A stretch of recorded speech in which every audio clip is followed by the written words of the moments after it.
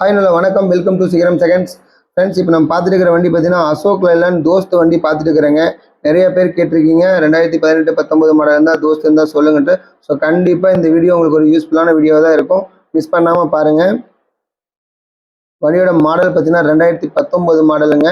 2 ஓனரில் இருக்குது.